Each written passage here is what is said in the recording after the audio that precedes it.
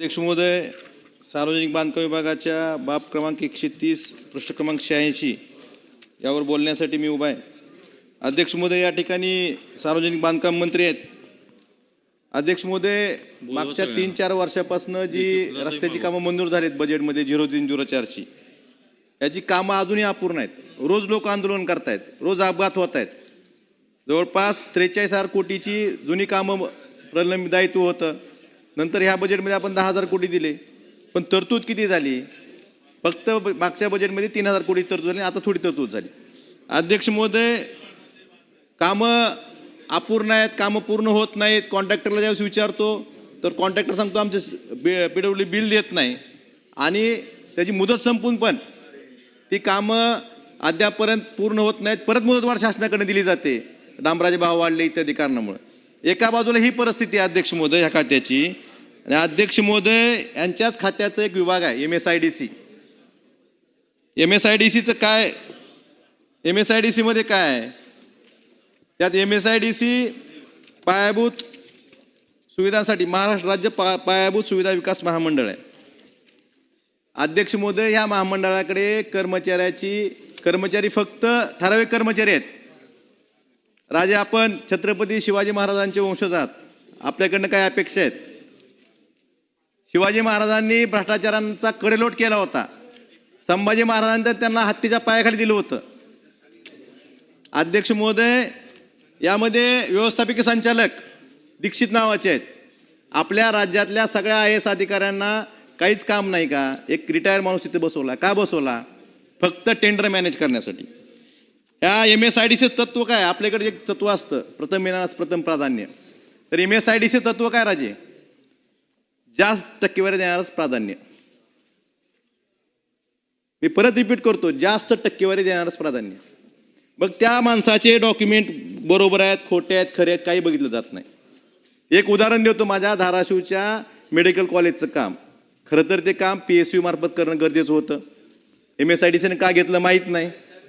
एक तर तुमच्याकडे माणसं पण नाहीत, टेंडर मॅनेज करणं एवढी माणसं आहेत फक्त MSIDCकडे.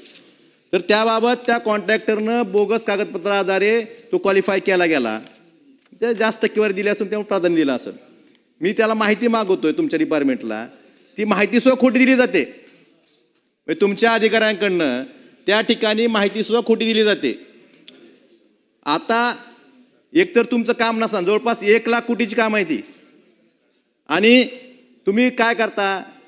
DPR बनवण्याला खाजगी माणसं, सुपरविजनला अथॉरिटी इंजिनियर. तुमच्या डिपार्टमेंटच्या लोकांना काहीच काम नाही. एक DPR कसं बनवतं त्याचं उदाहरण देतो मी. DPR आमचा बार्शी धाराशिव रस्ता 10 मीटरचा आणि धाराशिवून बोरफळ अवसा रस्ता 7 मीटरचा. रस्ता पुढे मोठा झाला पाहिजे का लहान झाला पाहिजे? धाराशिव शहरातून रस्ता जातो, त्याचं नाली नाही त्याला. आता काम अर्धवट झालंय, पाऊस पडला तर सगळ्या दुकानामध्ये घरामध्ये पाणी जाईल. असे DPR बनवणार लोक. आणि सगळ्यात महत्त्वाची अट राजे, तुमच्या इथं एका बाजूला कॉन्ट्रॅक्टर आत्महत्या करतायत, कॉन्ट्रॅक्टरची बिलं द्यायला पैसे नाहीत तुमच्याकडे सरकारकडे. आणि दुसऱ्या बाजूला MSIDCनं अट काय टाकली की बिलो जर कुणी टेंडर भरलं तर त्याला 7.5% ॲडिशनल परफॉर्मन्स गॅरंटी द्यावी लागेल. का? मला राजे तुमच्याकडनं उत्तर अपेक्षित आहे की MSIDCनं जेवढे टेंडर केले त्यातलं एक टेंडर बिल होतं दाखवा, एक टेंडर. गडकरी साहेब आपल्या देशाचे नेते आहेत, आपले महाराष्ट्राचे सुपुत्र आहेत. त्यांच्या खात्याचे रस्त्याची कामं 30% 40% बिल होत असताना MSIDCचं एक काम दाखवायचं, एक काम. तुम्ही सांगा हे काम बिल होत आहे. सगळी कामं अभावची. एका बाजूला राज्य आर्थिक अडचणीत असताना, कंत्राटदाराची बिलं द्यायला पैसे नसताना MSIDC मध्ये अभाव कामं का? आणि बिलो भरणाऱ्याला तुम्ही 7.5% परफॉर्मन्स गॅरंटी मागता. मग कोण बिलो कसं भरेल? आणि अध्यक्ष महोदय, माझी विनंती आहे की MSIDCनं मागच्या 3-4 वर्षात जी टेंडर केलेत हे जे डॉक्युमेंट तपासण्यासाठी एक तुम्ही समिती नेमात त्रयस्थ. हे डॉक्युमेंट खरंच योग्य कंत्राटदार आहेत का? हे कंत्राटदार अपात्र असताना त्यांना पात्र केलं जातं फक्त टक्केवारी जास्त देतात म्हणून. आणि रिटायर माणसं बसू नका ना, तुकाराम मुंडे सारखा एखादा माणूस बसवा, मग खरं खोटं समोर येईल. राजे, तुमच्याकडनं मला एवढीच अपेक्षा आहे. मी मागाही म्हणलं आपण छत्रपती शिवाजी महाराजांचे वंशज आहेत.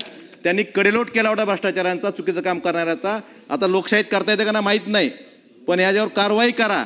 आणि राज्य सरकारच्या पैशाचा जे अपव्यय करतात लोक यांच्यावर कारवाई करून आपण जे अडचणीत आणतो भ्रष्टाचार, आपण एका बाजूला खाऊंगा ना खाणे दूंगा म्हणायचं आणि हे असं सरसकट भ्रष्टाचार जर करत असतील अशा लोकांवर कारवाई करण्याचं धाडस आपण दाखवावं एवढीच विनंती करतो. आणि नगरविकास विभागाच्या बाबतीत एवढंच मला सांगायचं की लाडपागे समितीच्या माध्यमातून जो आपण जे कर्मचाऱ्यांची भरती करतो, वारंवार तिथले मुख्याधिकारी असतील हे असतील ही लोक वारंवार शासनाला मार्गदर्शन मागवतात आणि त्या पाल्यांना न्याय देत नाहीत. त्यामुळे याबाबत या अंमलबजावणीच्या बाबतीत सुद्धा नगरविकास विभागानं तातडीनं कारवाई करून जे प्रलंबित प्रकरणं त्यांच्याकडे प्रलंबित आहेत ते तात्काळ निकाली काढण्याचे निर्देश द्यावेत एवढीच विनंती करतो आणि थांबतो. धन्यवाद.